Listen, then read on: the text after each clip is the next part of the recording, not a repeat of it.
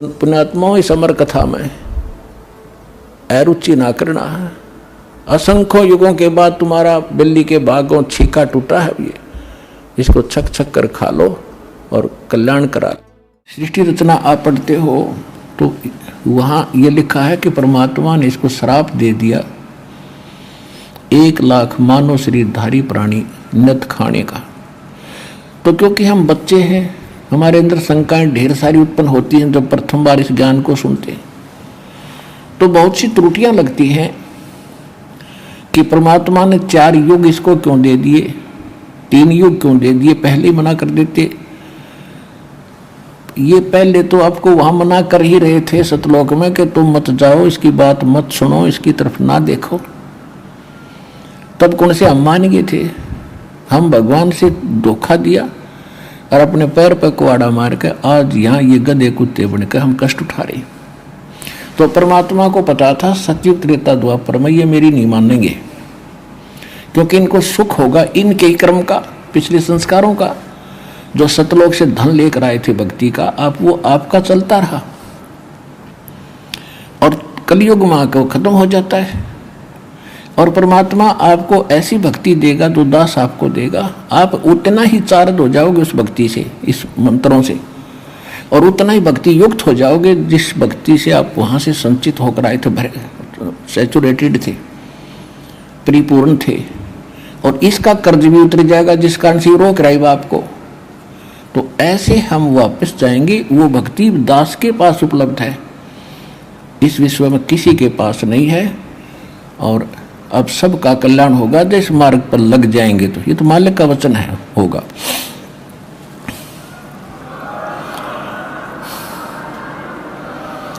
तो सतयुग त्रेता द्वापर में हम घने दुखी नहीं थे, वातावरण बढ़िया था, तगड़े तगड़े शरीर थे, लंबी लंबी आयु थी, स्वस्थ शरीर था, मृत्यु कुदे कुदे हुआ करती।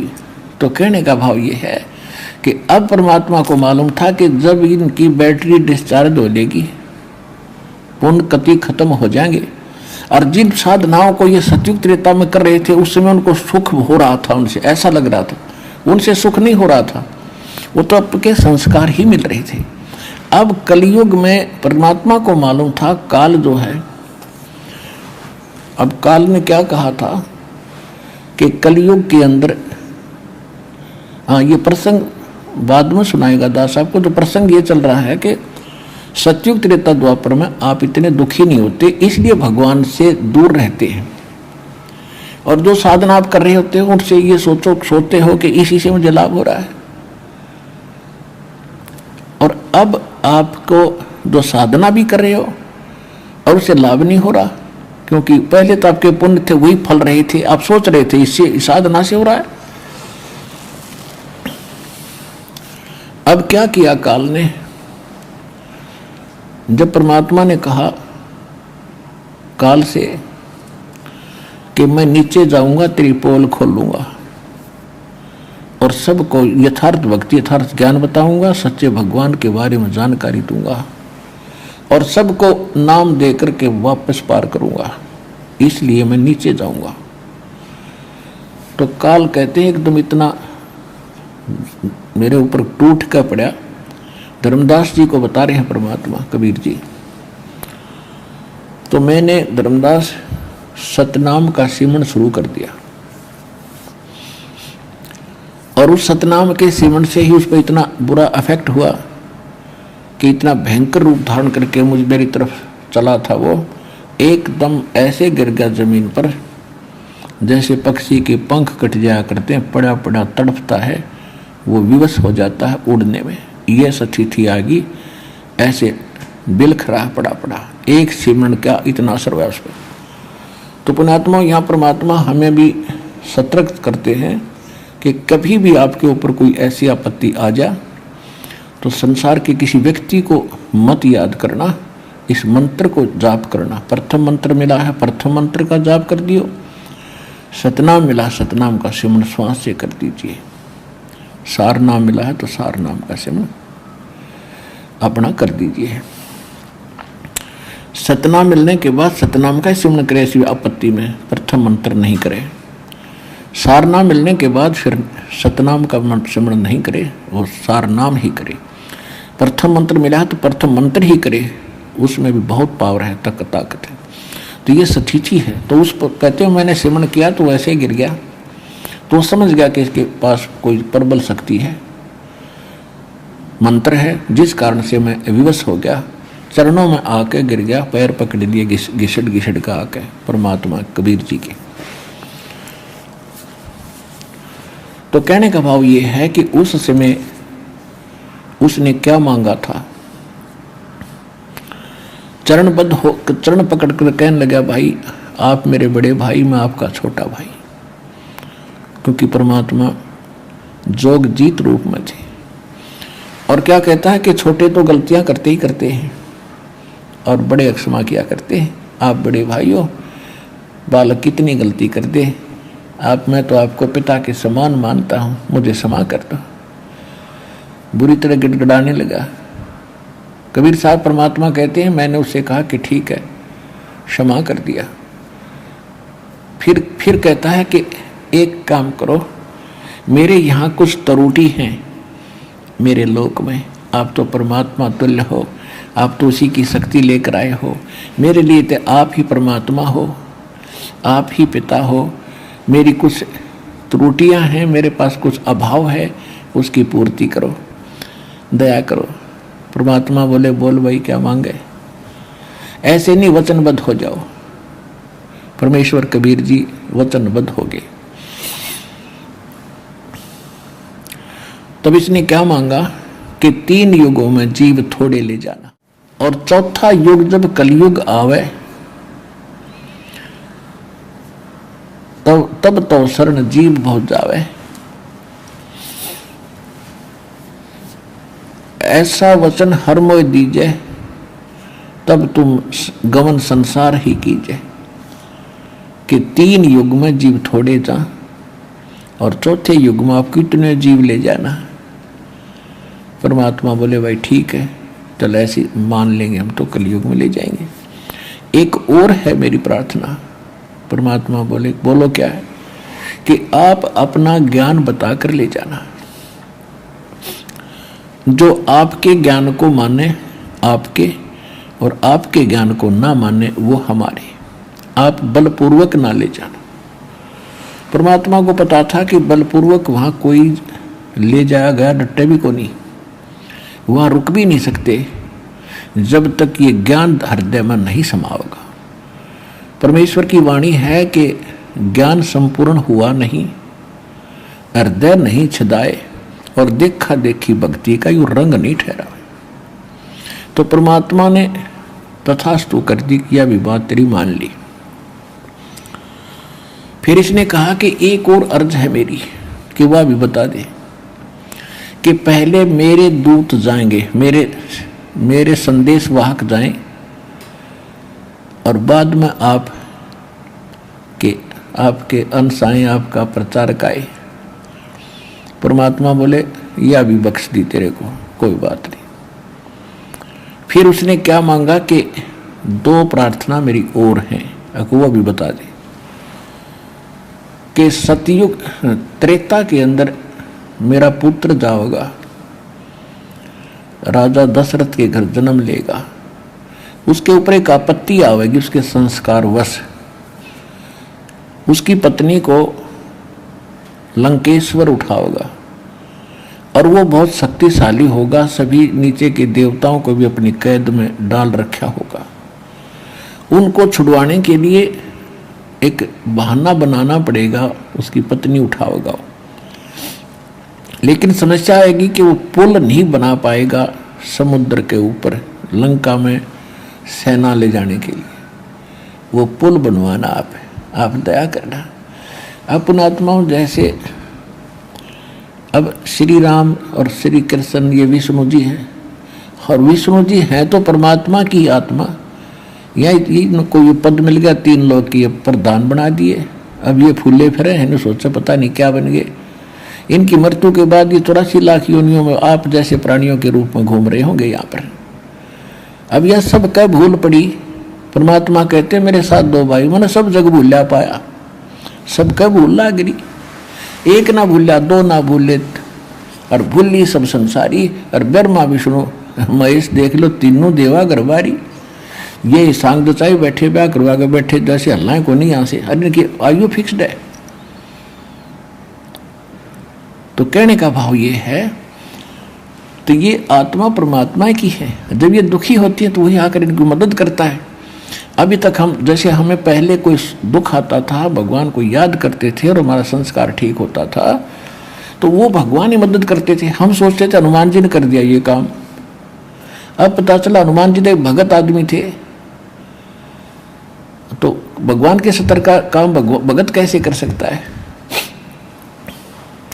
और श्री राम और कृष्ण की शक्ति का हमें पता चल गया कि ये किसी के संस्कार में फेर बदल नहीं कर सकते। तो परमात्मा ने वो तथास्तु कर दिया कि ठीक है, उसके पुल को भी हम बनवाएंगे। फिर उसने फिर प्रार्थना की कि द्वापर के अंदर मेरा पुत्र यही विष्णु श्री कृष्ण रूप में जाएगा, और वो एक शरीर छोड़ने के बाद एक मंदिर बनवाओगा जगन्नाथ के नाम पर, और समुद्र उसको बनने नहीं देगा, क्योंकि जब वही आत्मा श्री राम रूप में जाते हैं तो समुद्र को डराते धमकाते हैं। अग्निबाण दिखाया था श्री रामचंद्र जी ने कि या तो रास्ता दे दे, नहीं तो जो जला दूंगा।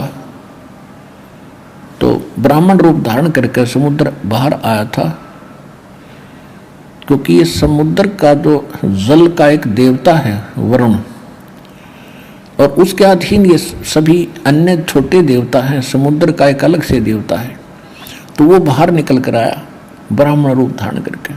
तो उसने प्रार्थना की थी, विनय की थी कि ऐसा ना करो, अगर इस समुद्र को फूंक दोगे तो रास्ता आपको फिर भी नहीं मिलेगा, ये खाई बन जाएगी हजारों कई हजार फुट गहरी। ऐसा काम करो।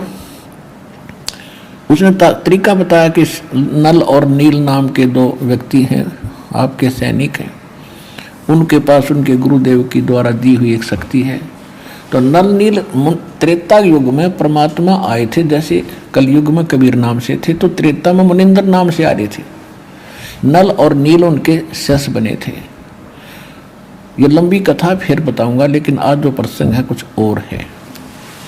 तो परमात्मा ने वो, तो इसमें काल रामचंद्र जी ने समुद्र को डराया धमकाया था, खुरकाया था, जिससे वो अक्षुब्ध बहुत हो गया। फिर उसने क्या किया, श्री कृष्ण रूप में जब ये श्री विष्णु जी यानी रामचंद्र जी आए, तो उन्होंने मृत्यु के बाद एक इंद्र दमन नाम के राजा थे उड़ीसा के, उनको स्वप्न में कहा कि मेरा एक मंदिर बनवा दे और इस स्थान पर बना दे समुद्र के किनारे, और जगन्नाथ नाम रख देना। तो जब वो जगन्नाथ के नाम से मंदिर बनवाने, तो काल ने कहा था कि वो समुद्र वो प्रतिशोध लेगा। जब श्री राम रूप में इसने उसको खुरका धमकाया था, अग्निबाण दिखाकर फूकना चाहा था, वो बेइज्जती मान गया, उसका बदला लेगा और वो बनने नहीं देगा मंदिर को। हालांकि परमात्मा मंदिर के विरोध में थे, फिर भी उन्होंने उसकी उस बात को भी मान लिया। लेकिन परमात्मा ने ये कहा था कि उस मंदिर में ना कोई मूर्ति पूजा होगी और ना ही कोई वहाँ बकवाद चलेगी, तो मैं उसकी मदद करूँगा। तो उसने कहा था ठीक है जी, जैसे आप उचित समझो ऐसे करना, लेकिन यह दया करियो। तो कहने का भाव यह है कि ये उसने कंडीशन रखी थी। फिर जब परमात्मा ने सारी यश कर दी, तब खड़ा हो गया, काम बनया, गर्द निकली और बच्चा सुखी। कहने लगा ठीक है, अब बेशक जाओ जोग जीत संसार में। देखो, जब आप कलयुग में आओगे, आपसे पहले मैं अपने दूत भेज के उनको ऐसा ज्ञान से रंग दूंगा, शास्त्र का बहाना करेंगे, नाम सदग्रंथों का लेंगे और ज्ञान सारी बकवाद सुनाएंगे।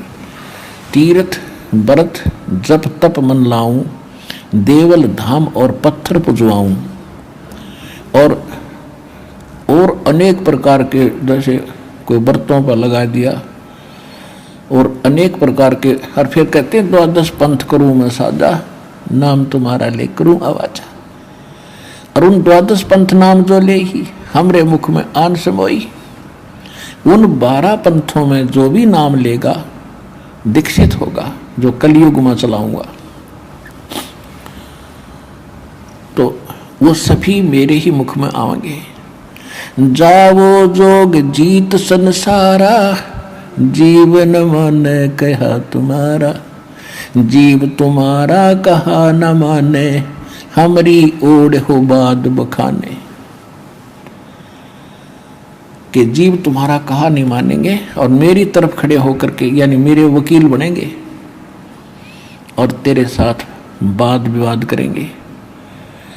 उसने कहा था कि पर प्रथम अंश हमारे जाई, पीछे अंश तुम्हारा आई, ऐसा वचन हर मोय दीजे, तब गवन संसार ही कीजे। तो यहाँ एक प्रश्न और उठता है कि आप जो दास बताना चाहता था कि भगवान ने, परमेश्वर जी ने ये 3 युग नहीं देने थे, वो तो जानी जान थे, वो जानी जान थे तभी तो ना दिए, तभी तो दिए हैं कि सतयुग त्रेता द्वापर में आप भगवान को पहचान नहीं सकते। 4 युगों में आए हम मालिक, सतयुग में सत्सुकृत नाम से, और 5 वर्ष की आयु में मनोदशों के छक्के छुड़ा दिए थे। पर ये मानने तभी ना, परमात्मा को वामदेव कहने लग गया वो मनु और ये अन्य उसके साथी ब्राह्मण गुरु। वामदेव का अर्थ होता उल्टा देवता। ये कहें ब्रह्मा विष्णु महेश परमात्मा, और परमात्मा कह के ये तो भक्ति योग्य ही नहीं है, ये नाशवान है, परमात्मा कोई और है। तो इस करके वो निराकार बताओ, परमात्मा के साकार है। तो उल्टा ज्ञान तो उनका था और परमात्मा को उल्टा देवता कहने लगे। वह माने उल्टा, जैसे एक राइट हैंड को बायां हाथ कहे हैं और एक लेफ्ट को उल्टा हाथ कहते हैं, बामा। तो वामदेव नाम रख दिया उस मालिक का, और सुना नहीं हमने एक भी, क्योंकि सभी सुखी थे, समय पर खाना आहार था, बड़े बड़े तगड़े शरीर थे, अपना मस्ती कार्य कर रहे थे। ऐसे द्वापर में, ऐसा त्रेता में, त्रेता में परमात्मा सतयुग में सत्सुकृत नाम से, त्रेता में मुनिंद्र नाम से, और कलयुग में द्वापर में करुणा में नाम से, और कलयुग में कबीर नाम से। यदि हम इसलिए मालिक आए, हो सका किसी की बुद्धि ठिकाना आ जाए, लेकिन हमने माना ही नहीं। और अब मानेंगे, अब हम मान रहे हैं, आप मान गए तभी तो लाखों की संख्या में दास के साथ हो लिए, प्रमाण सामने हैं और आपका समाधान सामने। कितने सुख दे रहा भगवान, जो भगवान दिया करता है। जिन भगवानों को आप पूजा करते थे उनसे ये काम हुआ नहीं, इस मालिक नाते ही कर दिए। तो भगवान अब मिला आपको।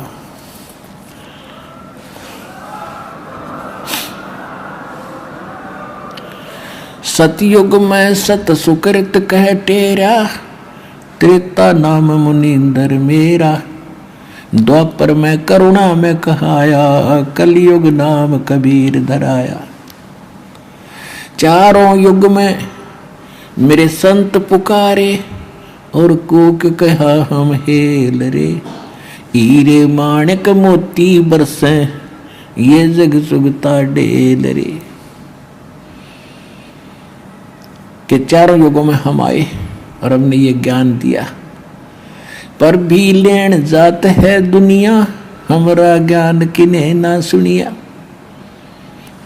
तो इसलिए परमात्मा ने युग कलयुग सेलेक्ट करा कि सतयुग त्रेता द्वापर में इनकी सारी बैटरी डाउन हो लेगी, इनके पुण्य खत्म हो जाएंगे, और ये फिर भक्ति भी करेंगे, क्योंकि आत्मा भक्ति बिना रह नहीं सकती। तो काल ने ये नकली दूत भेजने शुरू कर दिए। महात्मा बुद्ध भेजा, उसने पूरा चीन नास्तिक कर दिया, क्योंकि वो पूर्व जन्म का संस्कारी था और उसकी पूर्व जन्म की भक्ति के कारण उसके वचन में भी शक्ति थी। तो कुछ लोगों को प्रभाव हुआ, कुछ उनके काम भी सरे और उसके अनुयायी बन गए। तभी तो अनुयायी बने हम। फिर जो साधना उसने दी थी उससे कोई लाभ हुआ नहीं, जिस कारण से उन्होंने ये मान लिया कि भगवान कोई वस्तु नहीं है, क्योंकि जो साधना करते थे लाभ ही नहीं हो रहा। तो अब ये स्थिति फिर थोड़ी सी मालिक की दया हुई, शंकराचार्य आगे, नहीं तो बौद्ध धर्म पूरे भारत में फैल जाता। तो इस शंकराचार्य, आदि शंकराचार्य जी ने,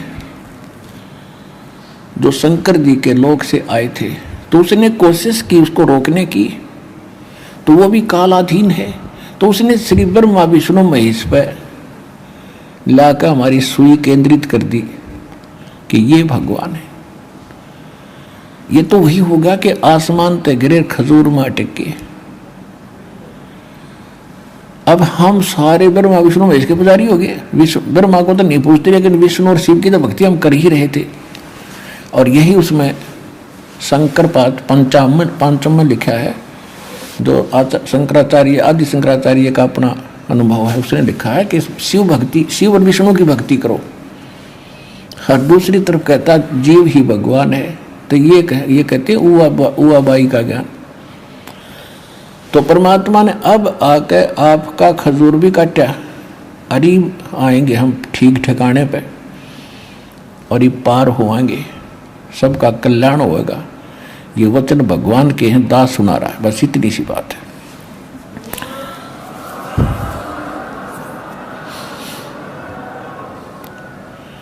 अब इसने जो दास आज प्रसंग सुनाना चाह रहा है वो ये है कि 12 पंथ करूं मैं साजा, नाम तुम्हारा ले करूं आवाजा। 12 पंथ नाम जो ले ही, वो मेरे मुख आन समोई। और अनेक पंथ चलाऊं, या विद जीवों को बरवाऊं। अब 12 पंथ तो ये कबीर साहब के नाम से चले हैं, गरीबदास पंथ तक।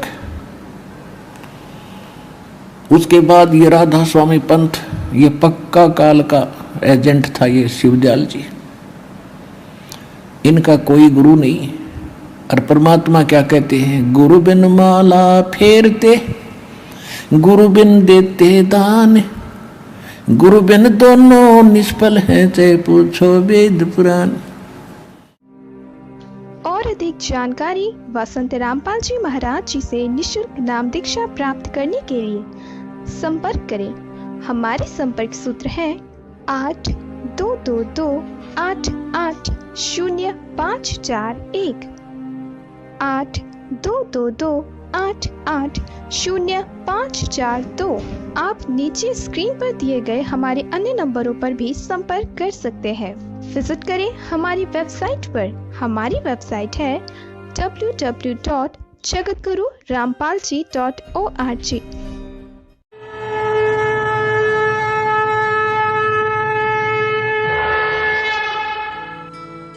इस वीडियो के बारे में अपनी राय नीचे कमेंट सेक्शन में हमें बताएं और अपने दोस्तों के साथ ये वीडियो शेयर करना ना भूलें।